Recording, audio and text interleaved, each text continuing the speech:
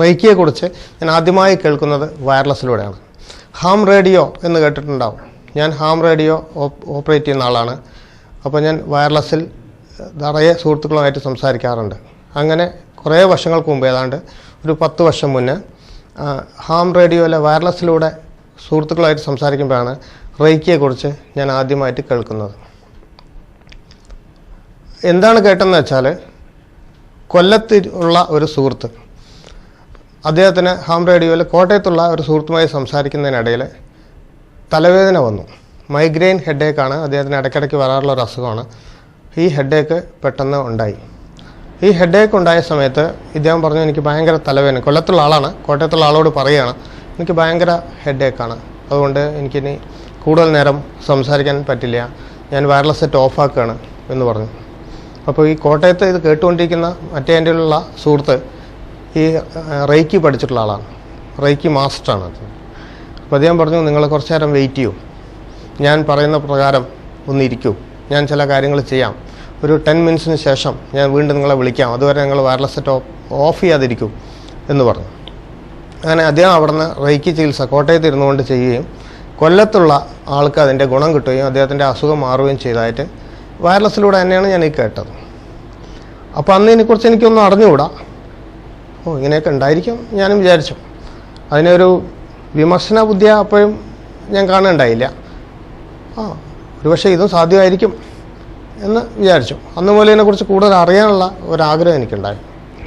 അങ്ങനെ ഇരിക്കുമ്പോഴാണ് പത്രത്തിലൊരു പരസ്യം കാണുകയും മദ്രാസ് എന്നുള്ള സരസ്വതി നീലകണ്ഠൻ സാർ, മാഡം സരസ്വതി നീലകണ്ഠൻ, എൻ്റെ ഗുരു, അവർ പാലക്കാട് വന്ന് ക്ലാസ് എടുക്കുന്നതായിട്ടൊരു പരസ്യം കാണുകയും അങ്ങനെ ഞാൻ അവിടെ ക്ലാസ്സിൽ അറ്റൻഡ് ചെയ്ത് പല ഘട്ടങ്ങളായിട്ട് റേക്കി മുതലായിട്ടുള്ള പലതും അവരിൽ നിന്ന് പഠിക്കുകയും ചെയ്തു. റേക്കി മാത്രമല്ല, magnified healing, crystal healing, pyramid healing, അങ്ങനെ ടാരറ്റ് കാർഡ് റീഡിംഗ് വരെ പല കാര്യങ്ങളും ഞാൻ ഈ ഗുരുവിൽ നിന്ന് പഠിക്കുകയുണ്ടായി. നമ്മുടെ തന്നെ ജീവിതത്തിൽ, നിത്യജീവിതം, നമ്മുടെ ഭൗതികമായിട്ടുള്ള ഈ ലോകത്ത് ലൗകികമായിട്ടുള്ള ഈ ജീവിതം നയിക്കുമ്പോൾ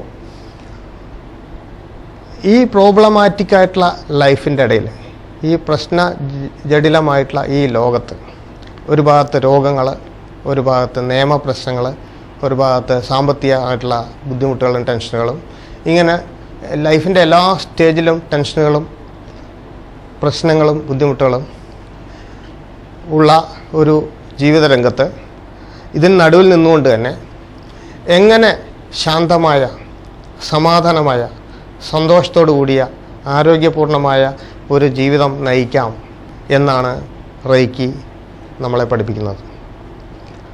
അല്ലാതെ 300 വർഷം 400 വർഷം ജീവിക്കാമെന്നോ അല്ലെങ്കിൽ ഒരു സുപ്രഭാതത്തിൽ കോടീശ്വരനാവുക എന്നുള്ളതല്ല.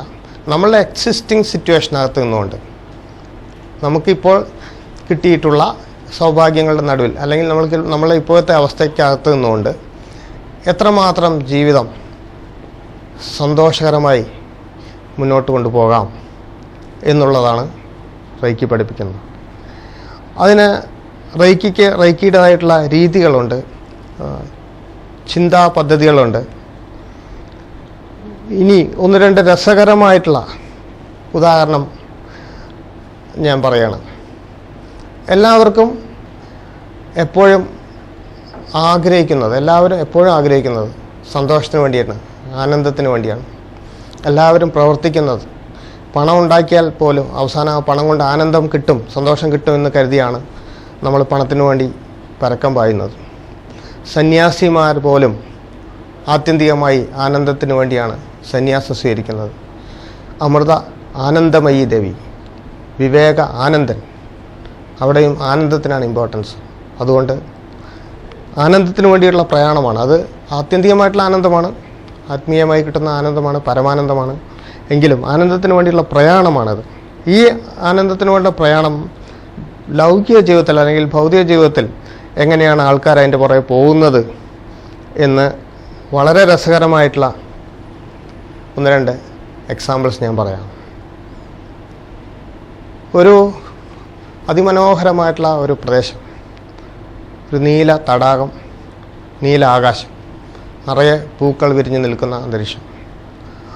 ഇത് കണ്ടു ആസ്വദിച്ചുകൊണ്ട് ഒരു അമേരിക്കക്കാരൻ തൻ്റെ ബെൻസ് കാർ ഓടിച്ചങ്ങനെ വരികയാണ്. അതങ്ങനെ കാണുകയാണ്. ഇത് ആസ്വദിക്കുകയാണ്. ഈ ആസ്വദിക്കാനിടയിൽ ഇയാൾ പെട്ടെന്ന് കാണുകയാണ് ഒരു ചൈനക്കാരൻ, ഒരു വയസ്സായിട്ടുള്ള ഒരാൾ അതേ തടാകത്തിൻ്റെ കടയിൽ ഇങ്ങനെ ലേസി ആയിട്ട് ഇങ്ങനെ ചുമ്മാ ഇരുന്ന് സമയം പാഴാക്കി കളയാം. ചുമ്മാ വെറുതെ അങ്ങനെ ഇരുന്ന് ലേസി ആയിട്ട് അങ്ങനെ ഇരിക്കുകയാണ്. അപ്പോൾ ഇയാൾ വിചാരിച്ചു, ഈ അമേരിക്കക്കാരൻ വിചാരിച്ചു ഇയാളുടെ ടൈം വെറുതെ പാഴാക്കി കളയാം. ഉടനെ നേരെ ഈ ബെൻസ് കാർ അങ്ങനെ അടുത്തുകൊണ്ട് നിർത്തിയിട്ട് ബാക്കിൽ ഡിക്ക തുറന്ന് അതിനകത്ത് നിന്ന് ഫൈബറൊക്കെ കൊണ്ടുണ്ടാക്കിയിട്ടുള്ള ചൂണ്ടലുണ്ട്, മീൻ പിടിക്കാൻ പറ്റിയ ചൂണ്ടൽ, വളരെ അഡ്വാൻസ് ആയിട്ടുള്ള ചൂണ്ടലാണ്. അതെടുത്തുകൊണ്ട് ഈ ചൈനക്കാരൻ്റെ അടുത്തുകൊണ്ട് പോയി പറയുന്നു, താങ്കൾ ഇവിടെ ഇരുന്ന് താങ്കളുടെ വിലപ്പിടിച്ച സമയം വെറുതെ പാഴാക്കി കളയുന്നു. ഈ വെറുതെ ഇരിക്കുന്ന ഈ സമയം കൊണ്ട് നിങ്ങൾ ഈ കായലിനകത്തേക്ക് ഈ ചൂണ്ടലിടാമെങ്കിൽ നിങ്ങൾക്ക് ധാരാളം മീൻ കിട്ടും. അപ്പോൾ ചൈനക്കാരൻ തിരിച്ചു ചോദിക്കുന്നു, ഓ കിട്ടും, കിട്ടിക്കഴിഞ്ഞാൽ നമുക്ക് എന്ത് ചെയ്യാൻ പറ്റും? വീണ്ടും ചൂണ്ടലിടണം, അപ്പോൾ കൂടുതൽ കിട്ടും. അങ്ങനെ കുറേ തവണയാകുമ്പോൾ നിങ്ങൾക്ക് ലാർജ് ക്വാണ്ടിറ്റി, വളരെ കൂടുതൽ മത്സ്യങ്ങൾ കിട്ടും. അവസാനം എന്ത് ചെയ്യണം ചോദിച്ചു ചൈനക്കാരൻ. ഈ മത്സ്യങ്ങളെ നിങ്ങൾക്ക് മാർക്കറ്റിൽ കൊണ്ട് വിറ്റാൽ പൈസ കിട്ടും. അപ്പോഴോ പൈസ കിട്ടിയിട്ട് എന്ത് ചെയ്യണം? അപ്പോൾ നിങ്ങൾക്ക് വളരെ ഹാപ്പി ആയിരുന്നു ഇവിടെ എന്ന് ചോദിച്ചു. പൈസ കിട്ടിയാൽ നിങ്ങൾക്ക് വളരെ ഹാപ്പി ആയി. അപ്പോൾ ചൈനക്കാരൻ തിരിച്ച് അമേരിക്കക്കാരൻ്റെ മുഖത്തൊന്ന് നോക്കിയിട്ട് പറഞ്ഞു, ഞാനിവിടെ ആൾറെഡി വളരെ ഹാപ്പി ആയിട്ടാണ് ഇരിക്കുന്നത്. ഞാൻ ഈ തടാകത്തിൻ്റെ നീലനിറവും ആകാശത്തിൻ്റെ നീലനിറവും ചുറ്റുമുള്ള പൂക്കളെല്ലാം ആസ്വദിച്ച് ആൾറെഡി ഞാൻ വളരെ ഹാപ്പി ആയിട്ടിരിക്കുന്നു. ഇതാണ് ജീവിതത്തെക്കുറിച്ച് വ്യത്യസ്തമായിട്ടുള്ള കാഴ്ചപ്പാട്. അതേപോലെ സുഖാന്വേഷിച്ചിട്ടുള്ള ഓട്ടത്തിനിടയിൽ നമുക്ക് പറ്റുന്ന ഒരു അബദ്ധം, മറ്റൊരു രസകരമായിട്ടുള്ള എക്സാമ്പിളോടെ ഞാൻ പറയാം. ഇതൊരു ഉദാഹരണം മാത്രമാണ്. ഒരു പൂച്ച ആണ് ഇവിടെ ചിത്രീകരിക്കുന്നത്. പൂച്ച, ഈ പൂച്ച വിചാരിക്കുന്നു അതിൻ്റെ വാലിൻ്റെ തലപ്പിൽ സുഖമുണ്ട്. ഈ വാലിൻ്റെ തലപ്പ് എനിക്ക് പിടിക്കാൻ കിട്ടിയാൽ എനിക്ക് സുഖം കിട്ടുമെന്ന് പൂച്ച വിചാരിക്കുന്നു. പൂച്ച ഈ വാലിൻ്റെ തലപ്പ് പിടിക്കാൻ വേണ്ടി ഇങ്ങനെ ശ്രമിക്കുകയാണ്. പൂച്ച അങ്ങനെ വാലിൻ്റെ തലപ്പ് കിട്ടാൻ വേണ്ടി ശ്രമിക്കും വാൽ അതിൽ നിന്ന് അകന്നു പോയിക്കൊണ്ടേയിരിക്കും. വീണ്ടും വീണ്ടും വീണ്ടും വീണ്ടും ശ്രമിക്കും തോറും വാല് കൂടുതൽ അകന്നു പോകും. അവസാനം ഹൈ സ്പീഡിൽ ഇങ്ങനെ കറങ്ങാൻ തുടങ്ങും പൂച്ച ഈ വാല് കിട്ടാൻ വേണ്ടി. പൂച്ച എത്രമാത്രം സ്പീഡ് കൂട്ടുന്നോ അത്രയും കൂടുതൽ ഈ വാല്. എന്നാൽ ഈ പൂച്ച ധരിക്കുകയാണ്, മറിച്ച് ചിന്തിക്കട്ടെ, ഈ സുഖം എൻ്റെ കയ്യിലുണ്ട്, വാലിൻ്റെ പുറകിലുണ്ടെങ്കിൽ അവിടെ ഉണ്ട്. പൂച്ച സ്ട്രൈറ്റായി നടന്നാൽ ഈ സുഖം അതിൻ്റെ പുറകെ പോയിക്കോളും. അതിന് പകരം അതിനെ പിടിക്കാൻ വേണ്ടി ഓടുമ്പോഴാണ് ഈ വിഷയ സർക്കിളിൽ പെട്ടിട്ട് ഹൈ സ്പീഡിൽ റൊട്ടേറ്റ് ചെയ്യുന്നത്. ഏതാണ്ട് ആ ഒരു രീതിയിലാണ് ഇന്ന് ഭൗതിക ജീവിതത്തിൽ അഥവാ ലൗകിക ജീവിതത്തിൽ, മെറ്റീരിയലിസ്റ്റിക് വേൾഡിൽ മനുഷ്യൻ സുഖത്തിൻ്റെ പുറകെ പരക്കം പായെന്ന് കാണുമ്പോൾ ഈ രണ്ട് ഉദാഹരണങ്ങൾ ചിന്തയിൽ വരികയാണ്. എന്നാൽ പണം ഉണ്ടാക്കി കിട്ടിയാൽ കുറേ സുഖം കിട്ടുന്നുള്ള ഓട്ടത്തിൽ ഓടി ഒരു ലെവലിലെത്തി കഴിയുമ്പോഴത്തേക്കും ഒരിക്കലും തിരിച്ചു വരാൻ പറ്റാത്ത പല വിധത്തിലുള്ള ട്രാപ്പുകൾ, ലോണുകളിലും ക്രെഡിറ്റുകളിലും മറ്റു പല ഘട്ടങ്ങളിലും ചെന്ന് പെടുകയും ആയുസിൻ്റെ നല്ലൊരു ഭാഗം മുഴുവൻ ഈ സുഖത്തിന് വേണ്ടിയിട്ടുള്ള പരിശ്രമത്തിൽ മാത്രം അവസാനിക്കുകയും ജീവിക്കാൻ മറന്നു പോവുകയും അവസാനം വല്ലതും ഉണ്ടാക്കി കഴിയുമ്പോഴത്തേക്കും ഏജും കഴിഞ്ഞു, അപ്പോഴത്തേക്കും രോഗങ്ങളും വരും. പ്രമേഹമായി, അല്ലെങ്കിൽ ഹാർട്ട് കംപ്ലൈൻ്റ് ആയി, BP ആയി. പിന്നെ ഈ കിട്ടിയത് നമുക്ക് അനുഭവിക്കാൻ സാധിക്കുന്നുണ്ടോ എന്നുള്ളത് ഒരു വലിയ ക്വസ്റ്റ്യൻ മാർക്കാണ്.